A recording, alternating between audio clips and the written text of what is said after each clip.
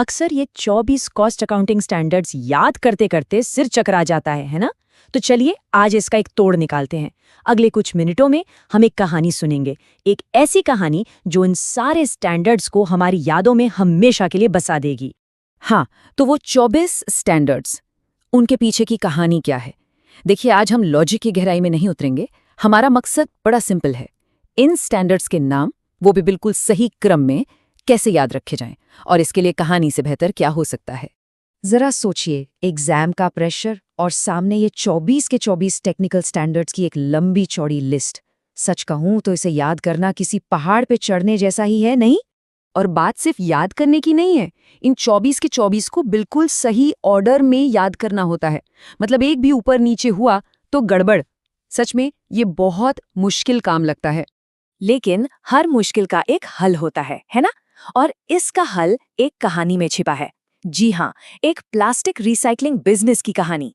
यही कहानी हमें CS1 से लेकर CS24 तक का पूरा सफर कराएगी।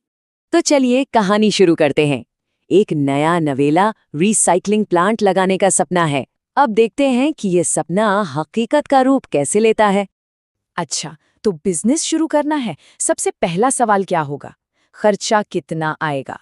मतलब छोटे प्लांट में कितना पैसा लगेगा और बड़े में कितना? बस यहीं से शुरू होता है हमारा CS1 कॉस्ट्स का क्लासिफिकेशन। फिर जेब में जितना पैसा है उसी के हिसाब से तो काम होगा। तो हमने अपने बजट को देखकर तय किया कि हम एक छोटा प्लांट लगाएंगे। ये हो गया हमारा CS2 कैपेसिटी डिटर्मिनेशन। और लीजिए, प्लांट लग गया, मशीनें चल पड़ी और पहला प्रोडक्शन भी तैयार। ये सब खर्चे आ गए CS3 में, प्रोडक्शन एंड ऑपरेशन ओवरहेड्स। अब जो माल बना उसे रखने के लिए ड्रम भी तो चाहिए। तो हमने क्या किया, अपने ही बनाए हुए प्लास्टिक से कुछ ड्रम बना लिए। मतलब अपना ही प्रोडक्ट अपने ही काम के लिए इस्तेमाल किया। इसे कहते हैं CS4 कैप्टिव कंजम्पशन। ठीक है, माल तो बनकर तैयार है, लेकिन उसे बाजार में बेचें किस दाम पर? इसके लिए उसकी सही लागत पता होनी चाहिए, है ना? तो चलिए कहानी के अगले हिस्से में चलते हैं। अब हम लागत निकालेंगे। अब माल को बाजार तक पहुंचाना है, तो हमने उसे एक ट्रक में लोड करवा दिया। और जैसे ही ट्रक चला, हमारा अगला स्टैंडर्ड भी आ गया, CS5 average cost of transportation. चलो भाई, अब बनाते हैं कॉस्ट शीट। एक एक करके सारे खर्चे जोड़ते हैं। सबसे पहले CAS6 रॉ मटेरियल, मतलब जो प्लास्टिक का स्क्रैप खरीदा। फिर CAS7 एम्प्लॉई कॉस्ट, यानी लोगों की तनख्वाह। इसके बाद CAS8 यूटिलिटीज, मतलब मशीनें चलाने के लिए जो बिजली पानी लगा। फिर आया CAS9 पैकिंग मटेरियल, यानी बोरियां या बैग्स। इन बोरियों को बांधने के लिए रबर बैंड भी तो लगे। ये हो गए हमारे CAS10 डायरेक्ट एक्सपेंसेस। और आखिर में जो ऑफिस का प्लानिंग का खर्चा हुआ, वो सब आ गया CAS11 एडमिन ओवरहेड्स में। सब कुछ एकदम बढ़िया चल रहा था, कॉस्ट शीट तैयार, माल ट्रक में। लेकिन हर कहानी में एक ट्विस्ट तो होता ही है। और यहाँ भी एक मोड़ आया जिसने कुछ ऐसे खर्चे सामने ला दिए जिनकी उम्मीद ही नहीं थी। हुआ ये कि रास्ते में ट्रक हो गया खराब। लो जी, आ गया CS12 रिपेयर्स एंड मेंटेनेंस। अब ट्रक को ले जाना पड़ा गैराज, यानी कि हमारा CS13 सर्विस कॉस्ट सेंटर। और वहां जाकर पता चला कि अरे, इसका तो इंजन ही अपग्रेड करना पड़ेगा पोल्यूशन के नए नियमों के हिसाब से। तो ये बन गया हमारा CS14 पोल्यूशन कंट्रोल कॉस्ट। खैर, इतनी सारी मुश्किलों के बाद ट्रक आखिर बाजार पहुंच ही गया। अब माल बेचने के लिए वहां एक स्टॉल किराए पे लिया। और ये जो किराया दिया ना, ये है CAS15 selling and distribution overheads. माल बिक गया सारा का सारा।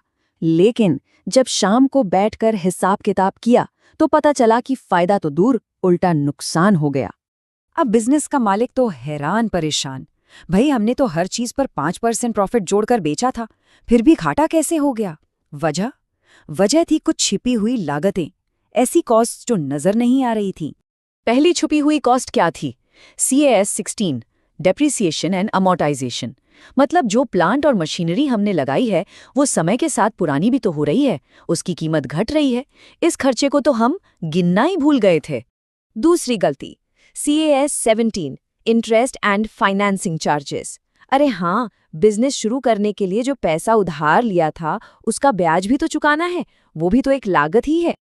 अब जब इतना नुकसान हुआ है तो ये जानना भी तो पड़ेगा कि गड़बड़ कहाँ हुई और आगे के लिए बेहतर प्लान बनाना पड़ेगा। तो इस पूरी छानबीन और प्लानिंग में जो खर्चा हुआ वो आता है CS 18 research and development cost में। अब बिजनेस को वापस पटरी पर लाने की बारी थी। सबसे पहले सारे डायरेक्ट इनडायरेक्ट खर्चों को एक साथ मिलाया गया। इसे कहते हैं CAS 19 जॉइंट कॉस्ट्स।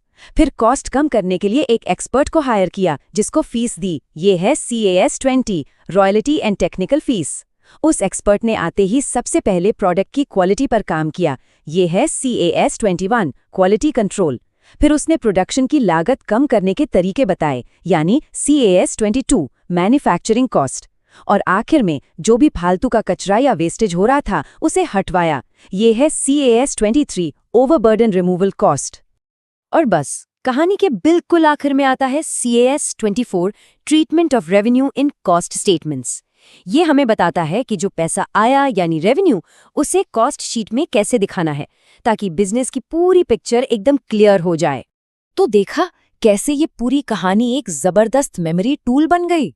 अब ये 24 के 24 स्टैंडर्ड्स को क्रम से याद रखने में बहुत मदद करने वाली है। जरा इस स्लाइड को देखिए, इसमें पूरी कहानी का सार है। कहानी का हर एक मोड़ एक कॉस्ट अकाउंटिंग स्टैंडर्ड से जुड़ा हुआ है।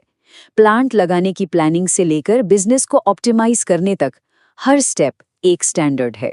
तो सवाल ये है कि क्या प्लास्टिक रिसाइकलिंग की एक सिंपल सी कहानी अकाउंटिंग का मुश्किल एग्जाम पास करने में मदद कर सकती है? मुझे तो लगता है इस कहानी के बाद जवाब हाँ ही होगा। इस बारे में सोचने के लिए एक अच्छा सवाल है ना?